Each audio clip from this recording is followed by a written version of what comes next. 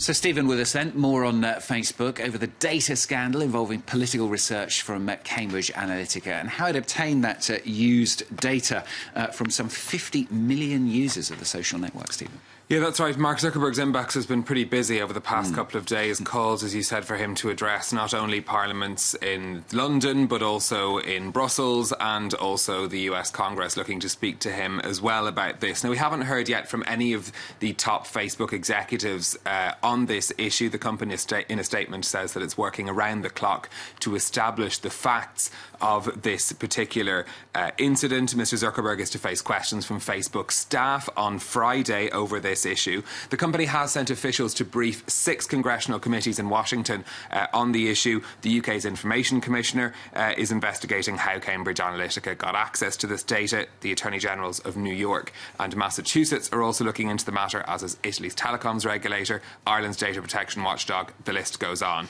The one that Facebook might be most worried about, though, is the Federal Trade Commission's inquiry into this, because it is the agency in the United States that's charged with enforcing privacy policies and protecting consumer data. It's now investigating whether Facebook broke an agreement that was reached in 2011 whereby users must consent to any changes to their privacy policy.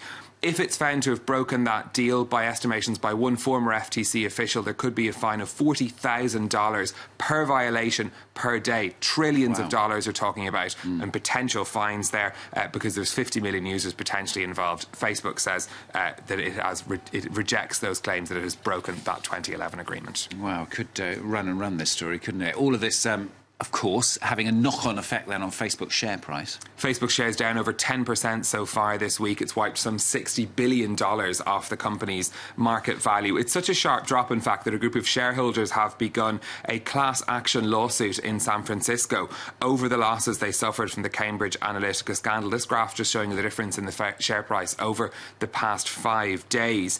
It's worth noting, though, that none of the financial analysts that recommend investing in Facebook have changed their opinion since this scandal broke. So although it's having an immediate effect, the long-term view seems to still be that Facebook, for those analysts at least, is a good investment. And we're even seeing other social networks being affected by this as well now, aren't we? The fear from investors is that if regulation is increased as a result of this scandal, that it will affect the profitability of other social networks as well. We've seen that reflected in Twitter's shares, for example. They're down over 10% yesterday in Wall Street. Snapchat, their shares also down by 2.5% in trading there, although their user bases, of course, are pretty small compared to Facebook's. Well, let's move on with a look at how the markets are trading today in Asia. Things were looking a little bit more positive. Investors looking towards the US meeting of the Federal Reserve later. We had shares in Asia just tipping into the red there in the last couple of hours of trading or so. No great knock-on effects from the Facebook scandal. In Asian tech stocks, we have the Nikkei in Tokyo closed today for a public holiday. Let's move on to something else now. European Union is going to announce its plan for taxing digital giants later on.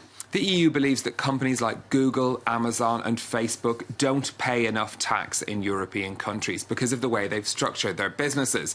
Now, this is a global issue, the OECD recently saying, though, there was no global consensus on how to tackle it. According to drafts of this proposal, we're expecting it to target companies that sell ads or user data, as well as platform businesses like Uber or Airbnb. The proposed levy would apply to the firms that earn more than 750 million euros globally per year. It would be a 3% levy applied and collected in the country where sales for these companies are made. Now, creating this tax would require unanimous approval from EU member states. We know there's strong disagreement over this issue, so it's not clear for now how likely this levy is to come into reality. And finally from Stephen, researchers in Japan, they've used artificial intelligence to try to decipher the expressions, whichever one it might be, of one of the most powerful people in global finance. This is the European Central Bank Chief Mario Draghi. He can be a difficult man to read if you ever watch any of his press conferences. It's quite dry. But market watchers do study his expressions in great detail for any clues that they might give on policy decisions that he could be considering. So researchers examined his press conferences for 18 months using artificial intelligence, and they found signs of, quote, sadness preceding two major policy decisions where the bank began began reining in its stimulus program. So they did this by capturing images every half second from these videos. Now, Yokishuki Simon and Daichi Asami say that subtle changes in Draghi's facial expressions could reflect a sense of frustration that he may have been feeling before making major policy adjustments. I would dread to think what they would find if they examined my expressions. Yeah, and mine as well. I just hope he never grimaces. If he does a grimace, we know we're in trouble. Exactly, bad times. Yeah. Thanks, Steve. Steve with business.